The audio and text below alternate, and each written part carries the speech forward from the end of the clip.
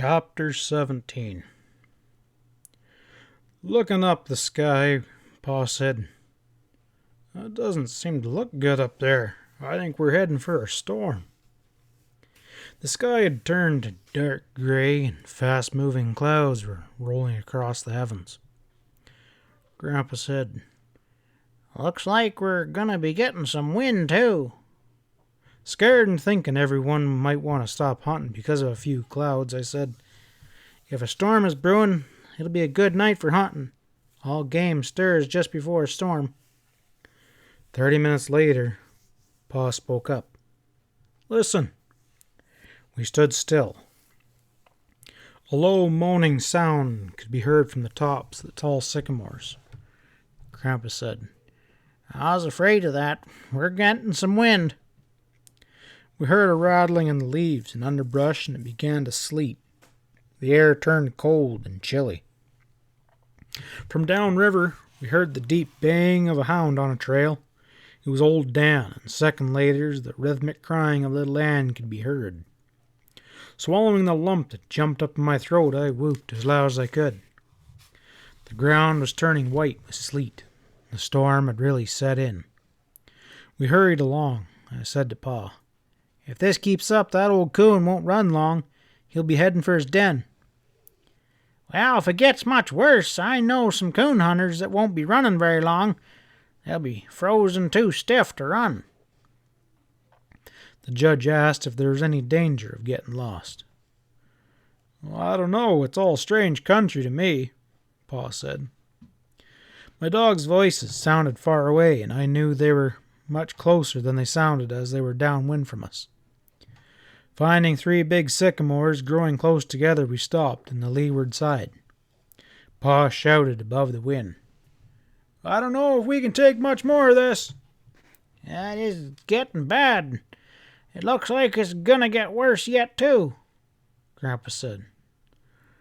"Well, you can't see 15 feet ahead of us," the judge said. "You think we can find the buggy?" "I think we can find the buggy all right," Pa said. I could not hear the voices of my dogs any longer, and this worried me. I didn't want to leave them out in the storm. "Can anyone hear the hounds?" Grandpa asked. "I can't," Pa spoke up. The judge spoke as well. "Fellers, I think we best go in. There's no telling where they are. They may have crossed the river." Scared and knowing I had to do something, I said, "Well, they're closer than you think. They're probably treed by now. You just can't hear by this wind. Let's just go on a little further." There was no reply, and no one made a move to leave the shelter of the trees, and taking a few steps, I said, "I'll take the lead. You just follow me." "Billy, we can't find them," Pa said. "You can't see or hear a thing. We had best start back for camp." "I think so, too," the judge said. At this remark, I cried, "I've been out in storms like this before, all by myself. I'd never leave my dogs in the woods, and I'm not going to be now, even if I have to look for them by myself." No one answered. "Let's just go a bit further," I begged. I just know we'll hear them." Still, no one spoke or made a move to go on. Stepping over to my father, I buried my face in his old Mackinaw coat. Sobbing, I pleaded with him not to turn back. He patted my head. "Billy, a man could freeze to death in this storm, and besides, your dogs all give up and come on in." "That's what has me worried. They won't come in, they won't, Pa. Little Ann might, but not old Dan. He'll die before he'll leave a coon in a tree." Pa was undecided. Making up his mind, he stepped away from the tree and said to the others, "I'm going with them. You fellas coming or going back?" He turned and followed me. Grandpa and the judge, they fell in behind. By this time, the ground was covered with thin white layer of sleet, and we kept slipping and falling. I could hear Grandpa grumbling and mumbling. The wind-driven sleet stung our skin like thousands of prickling needles, and strong winds growled and moaned through the tops of the tall timber. Once, during the momentary lull in the storm, I thought I heard the baying of a hound. I told my father that I thought I heard old Dan. "From which direction?" he asked. "From that way," and I pointed to our left. We started on. A few minutes later, Pa stopped and he shouted to my grandfather, "You hear anything?" "No, I can't hear nothing in this storm," Grandpa shouted back. "Well, I thought I did, but I'm not sure," the judge said. "Where do you figure it was coming from?" Pa asked. "Or that way," the judge said, pointing to our right. "Well, that's the way it sounded to me as well," Pa said, and at that moment all of us heard the deep voice of old Dan. "It sounds like they're close," Grandpa said. "Well, let's split up," said the judge. "Maybe one of us can find them." "No," Pa said. "It'll be easy to get lost in this storm. We'll stay together." "I think there are more to the right of us," I said. "Well, I do too," Pa said. We trudged on. Old Dan bawled again. The sound of his voice seemed to be all around us.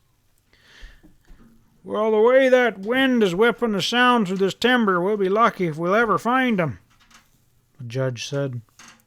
Pa shouted over the roar of the wind, "We can't take much more of this. We'll freeze to death." The men were giving up, and I felt the knot again as it crawled up my throat. Salt water froze on my eyelashes. Kneeling down, I put my ear close to the icy ground in hopes that I could hear my dogs, but I couldn't hear anything above the roar of the blizzard. Standing up, I peered this way and that. All I could see was a white wall of whirling sleet, and I closed my eyes and said a silent prayer, hoping for a miracle. We heard a sharp crack and a loud crashing noise. A large limb torn from a tree by the strong winds fell to the ground. The sharp crack of the limb gave me an idea. Shouting to my father, I said, "Shoot the gun. If my dogs are close enough to hear it, maybe little Ann will come to us." Pa didn't hesitate. Pointing the gun high over his head, he pulled the trigger, and the sharp crack rang through into the teeth of the storm. We waited. Just when I had given up all hope and had sunk to the lowest depth of despair, out of the white wall of driving sleet, my little dog came to me. I felt down and gathered her into my arms. Taking one of the lead ropes from my pocket, I tied her to her collar and I said, "Find him, little girl. Find old Dan." Right then, I didn't care about coons or gold cups or anything. All I wanted was my dogs. I don't know how she did it. Straight into the face of the storm she led us. Time after time she'd stop, turn her head this way and that. I knew she couldn't scent or see anything. Instinct alone was guiding her. Over a winding, twisting trail we followed. And coming out of the bottoms, she led us into a thick canebrake, the tall stalks sheltering us from the storm. The roar of the wind didn't seem as loud, and like ghostly figures, large trees loomed out of the almost solid mass. Falling and stumbling, we kept pushing on. Grandpa shouted, "Hold up a minute. I'm just about all in." We stopped. "Do you think that hound knows where she's taking us? Maybe she's just taking us in circles," the judge asked. Looking at me, Pa said, "I hope she does. Some of these canebrakes cover for miles. If we get lost in here, we'll be in bad shape." Grandpa said, "I think we've gone too far. The last time I heard old Danny, it sounded quite close." "Well, that was because the wind was carrying the sound," I said. The judge spoke up. "Fellas, no dog is worth the lives of 3 men. Now let's do the smart thing and get out of here while we can.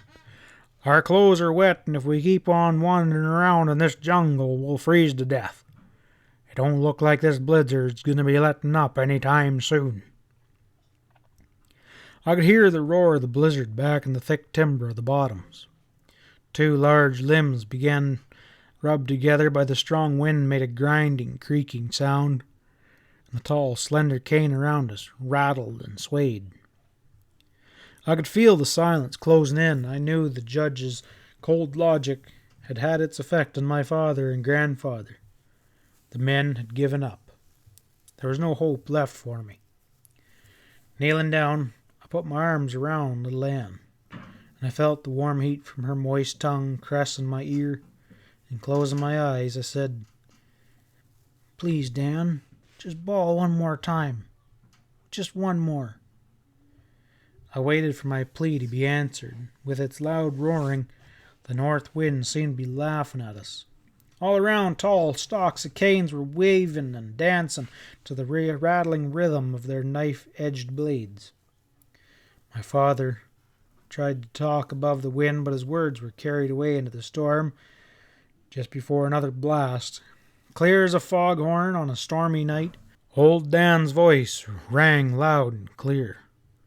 It seemed louder than the roar of the wind or the skeleton-like rustling of the tall, swaying cane, and I jumped to my feet.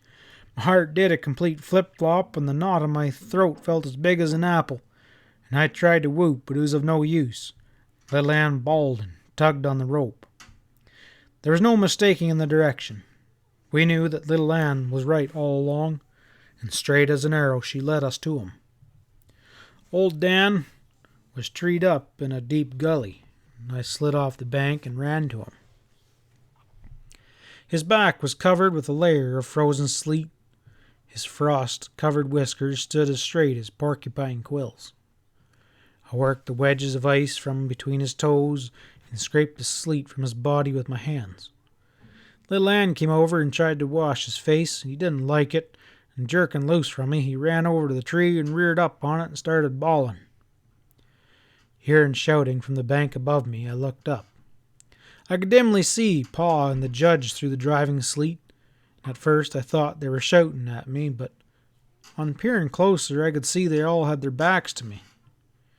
Catching hold of some long stalks of cane that were hanging down from the steep bank, I pulled myself up.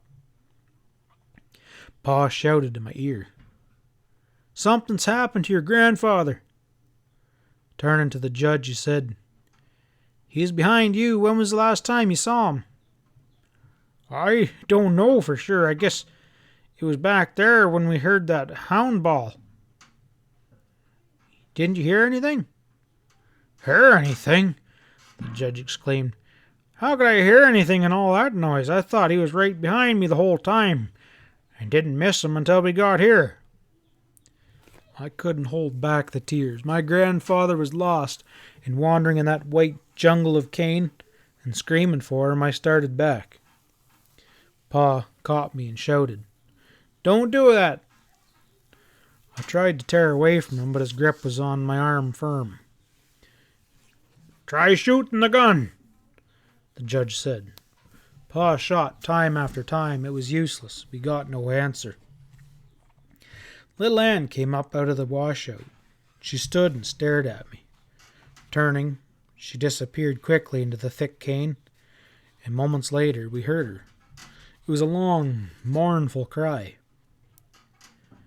The only times I had ever heard my little dog bawl like that was when she was baying at a bright Ozark moon, or when someone was playing a French harp or a fiddle close to her ear.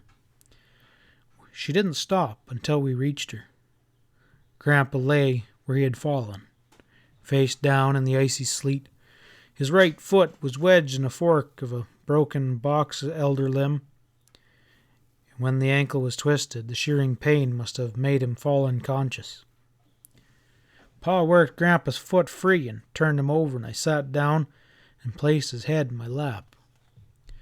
While Pa and the judge massaged his arms and legs, I wiped the frozen sleet from his eyes and his face.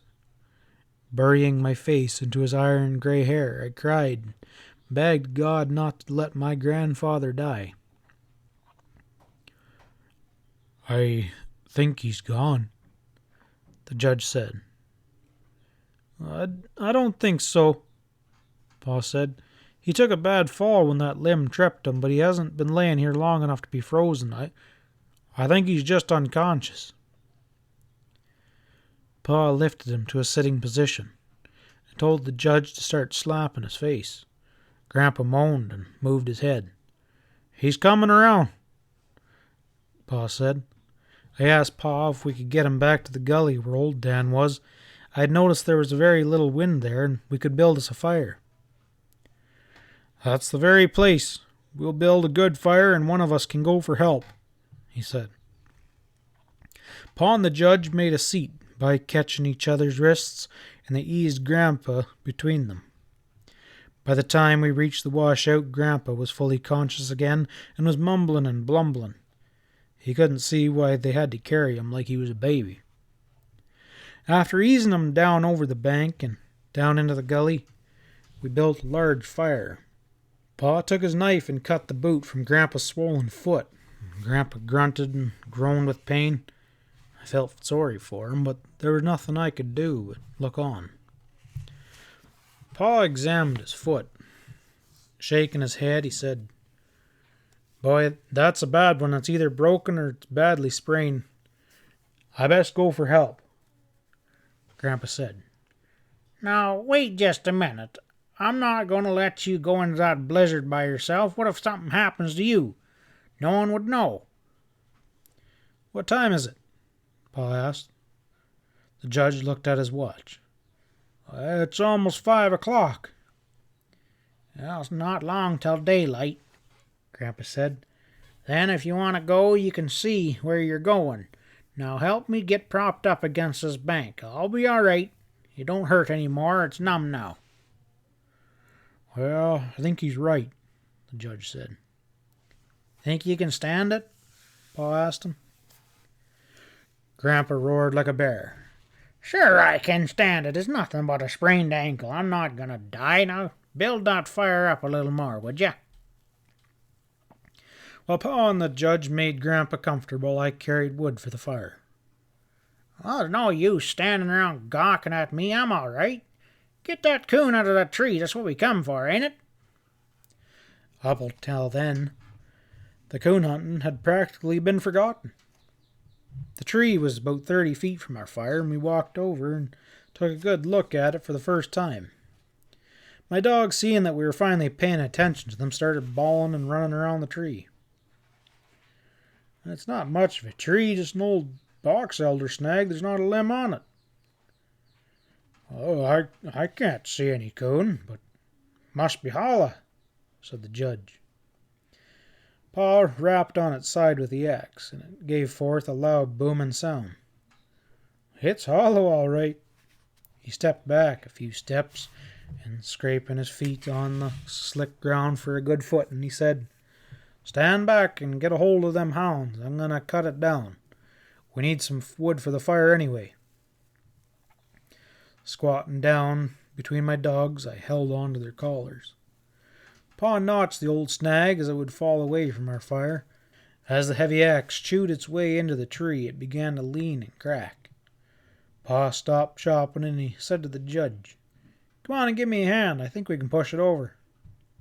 After much grunting and pushing, snapping and popping, it fell. I turned my dogs loose. On hitting the ground, the snag split and broke up. Goggle-eyed, I stood rooted in my tracks, watching 3 big coons roll out of a busted old trunk. One started up the washout, running between us and the fire, and old Dan caught him when the fight was on. The second coon headed down the washout, and little Ann caught him. Hearing a loud yell from Grandpa, I looked that way, and old Dan and the coon were fighting close to his feet. He was a-yelling and beating at them with his hat, and the judge and Pa ran over to help. The third coon began climbing up the steep bank close to me. Just before he reached the top, his claws slipped on icy mud, tumbling end over end down he came, and I grabbed up a stick, and I threw it at him. Growling and showing his teeth, he started for me. Well, I threw the fight to him then and there. Some 10 yards away, I looked back, and he was climbing the bank. That way he made it and disappeared in the thick cane. Hearing a squall of pain from little Ann, I turned, and the coon was really working her over. He'd climbed up on her back and was tearing and slashing, and she couldn't shake him off. Grabbing a club from the ground, I ran over, and I was going to help her. Before we had killed our coon, old Dan came tearing in. We stood and we watched the fight, and when the coon was dead, Pa picked it up and we walked back to the fire. "How many coons were in that old snag?" Pa asked. "I saw 3, I said. "The one that got away climbed over in that direction." I pointed in the direction the coon had taken. I never should have pointed. My dogs turned as one, and they started a-bawling and climbing their way up that steep bank, and I shouted and scolded, but it was of no avail. They disappeared into the rattling cane. We stood still, listening to their voices, and the sound died away into the roaring storm.